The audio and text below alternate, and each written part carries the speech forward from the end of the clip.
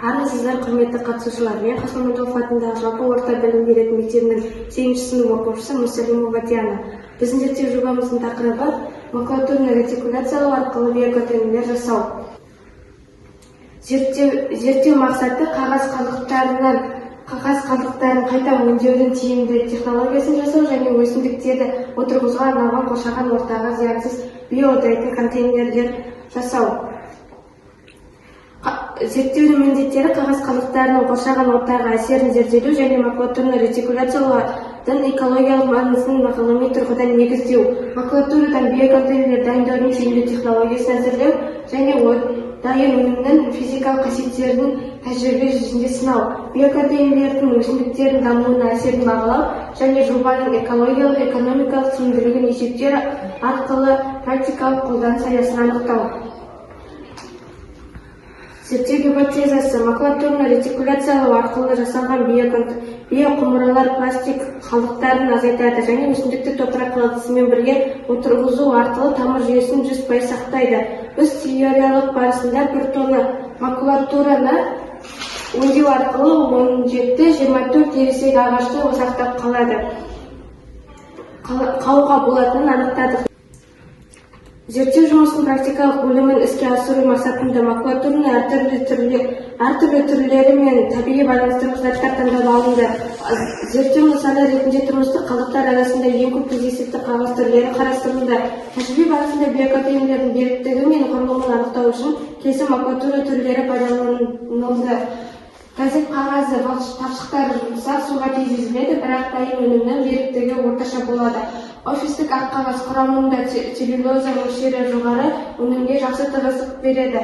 Картон қалдықтары ең берік талшықтарға ие, контейнердің қабырғаларын қалың әрі ылғалды төзімді ету үшін негізгі компонент ретінде таңдалды.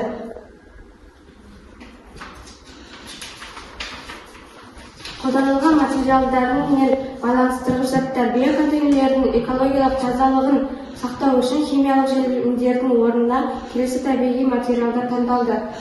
Жылы су, целлюлоза талшықтарын ажыратып, пульпа дайындау.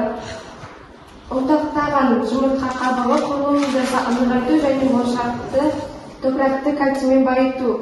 Крахмал немесе бидай ұны, қағаз талшықтарын химиялық желімсіз өзара беріп бекіту. Картон және А4 қағаз қалдықтары берік целлюлоза талшықтары арқылы ылғалға төзімді қабырғалар қалыптастыру.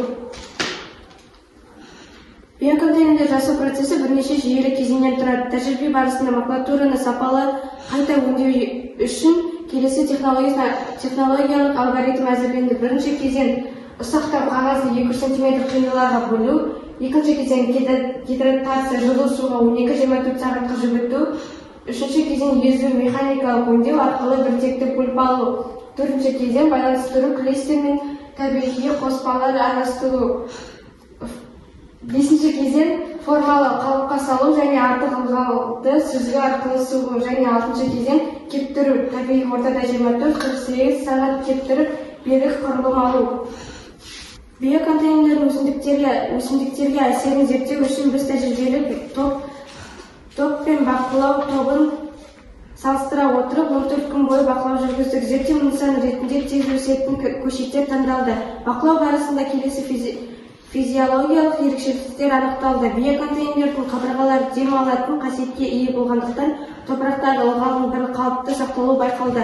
Пластик ыдыста ылғал түбінде жиналып, тамырдың шіру қаупін тудырса, қағаз құмырада артық ылғал қабырғаларға сынып, біртіндеп буланып отырды. Тәжірибенің маңызды кезеңі өсімдікті ашық топыраққа көшіру болды. Биоконтейнер өсімдік құмырасымен бірге егіледі, тамыр жүйесі жақындамай отырғаннан кейін 3 күн ішінде белсенді өсуін жалғастырады. Ал пластик ыдыс топырақ кесегі бұзылып, тамыр талшықтары үзіледі. Бейімделу үшін 5-7 күн қажет. 14-ші күнге қарай биоконтейнердегі көшеттердің бойы орташа есеппен 13 см-ге жетсе, пластик ыдыста бұл көрсеткіш 10,5 см-ді құрайды. Бұл айырмашылық биоконтейнерлердің дем алатын кеуекті құрылымы арқылы тамыр жүйесінің оттегінің еркін келуіне және ылғалдың режимі оңтайлы сақталуына байланысты. Зерттеу барысында алынған биоконтейнерлердің өзіндік құны есептеліп, нарықтағы пластик баламаларымен салыстырмалы талдау жүргізілді. Биоконтейнерлерді жасау үшін қолданылған материалдардың басым бөлігі тұрмыстық қалдықтар, сондықтан олардың құны 0 теңгеге тең. Шығындар тек қосымша компоненттер мен энергияға жұмсалады. Ондана биоконтейнер жасауға кеткен шығын: макулатура 0 теңге, крахмал немесе ұн 35-50 теңге, су және электр энергиясы 10-15 теңге. Барлық шығын 65 теңге. Бір биоконтейнердің өзіндік құны 6,15 теңге. Қазіргі таңда дүкендерде сатылатын пластиктік құмыралардың бағасы орташа есеппен 40-100 теңге аралығында. Біздің жобамыз бойынша жасалған өнім пластиктен 6-10 есе арзан.